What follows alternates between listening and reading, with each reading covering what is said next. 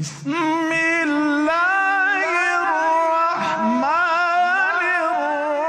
الرحیم بسم اللہ الرحمن الرحیم۔ السلام علیکم ورحمۃ اللہ وبرکاتہ۔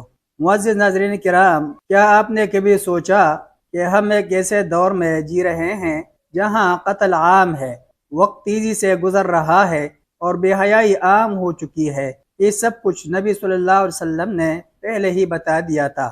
کثرت قتل۔ حضرت ابو ہریرہ رضی اللہ عنہ سے روایت ہے کہ رسول اللہ صلی اللہ علیہ وسلم نے فرمایا، قیامت قائم نہ ہوگی یہاں تک کہ حرج بڑھ جائے۔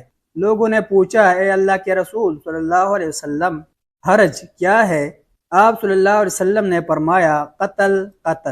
نبی اکرم صلی اللہ علیہ وسلم نے فرمایا، قسم ہے مجھے اس کی جس کے ہاتھ میں میری جان ہے، لوگوں پر ایک زمانہ ایسا آئے گا کہ قاتل کو یہ بات سمجھ میں نہیں آئے گی کہ اس نے کیوں قتل کیا، اور مقتول بھی یہ سمجھنے سے قاصر رہے گا کہ اسے کیوں قتل کیا گیا۔ اس خون ریزی کی ابتدا حضرت عثمان رضی اللہ عنہ کے قتل سے ہوئی۔ اس کے ساتھ ہی ایسی لڑائیوں کا آغاز ہو گیا جن کے لیے کوئی معقول جواز نہ تھا، اور ان جنگوں میں ہزاروں قیمتی جانوں کا ضیاع ہوا۔ مرور ایام کے ساتھ ساتھ جدید تباہ کن اسلحہ کی بھی برمار ہو گئی ہے جو آج کل کی ہلاکت خیز جنگوں میں استعمال ہو رہا ہے۔ زمانے کا قریب ہو جانا، اس سے مراد زمانے میں برکت کا کم ہونا ہے، اور وہ اس طرح کے پہلے دور کے لوگ جو کام 1 گھنٹہ میں کر لیتے تھے، بعد کے دور والے وہ کام کئی گھنٹوں میں بھی نہ کر سکیں گے۔ حافظ ابن حجر رحمہ اللہ فرماتے ہیں، یہ صورتحال ہمارے زمانے میں واقع ہو چکی ہے۔ ہم دیکھتے ہیں کہ دن رات ایسی تیزی سے گزر رہے ہیں کہ پہلے زمانے میں اس طرح نہ تھا۔ حضرت ابو ہریرہ رضی اللہ عنہ سے روایت ہے کہ رسول اللہ صلی اللہ علیہ وسلم نے فرمایا، قیامت نہ قائم ہوگی یہاں تک کہ زمانے قریب ہو جائے، چنانچہ سال ماہ کی طرح ہو جائے گا، اور ماہ جمعہ کی طرح، اور جمعہ دن کی طرح، اور دن گھنٹے کی طرح، اور گھنٹہ شاخ خرما کھجور کی ٹہنی کے جلنے کی مقدار کی طرح ہو جائے گا، جیسے آگ کا شعلہ لپک کر بجھ جاتا ہے۔ نمبر 29 فحاشی۔ نمبر 30 قطع رحمی۔ نمبر 31 پڑوسیوں کے ساتھ برے سلوک کا عام ہونا۔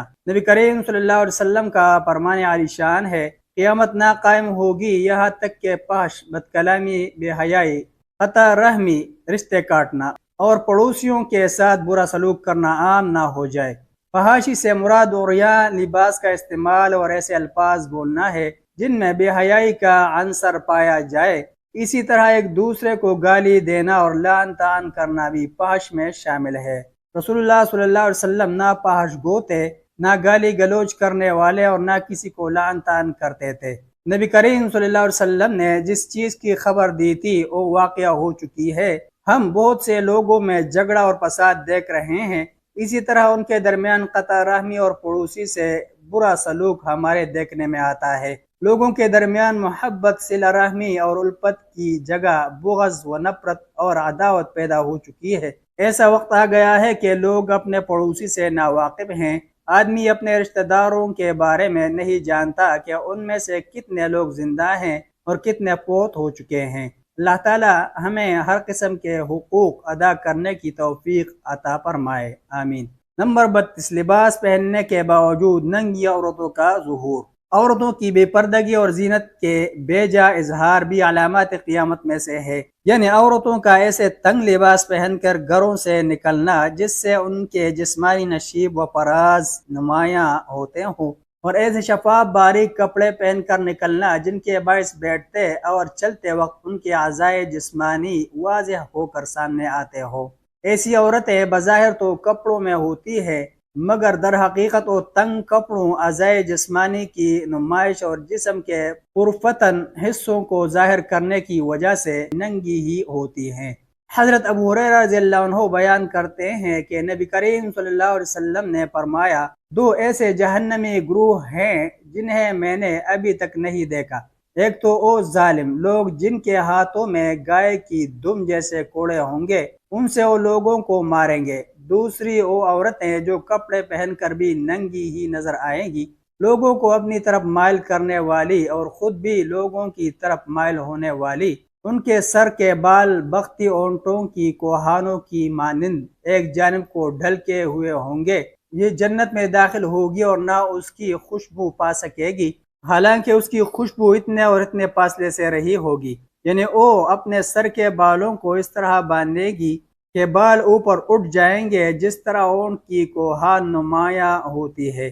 نیز ان عورتوں کے بال ایک طرف اس طرح جھکے ہوں گے جس طرح بختی اونٹوں کی کوہانیں ایک جانب کو ڈھلکی ہوئی ہوتی ہے۔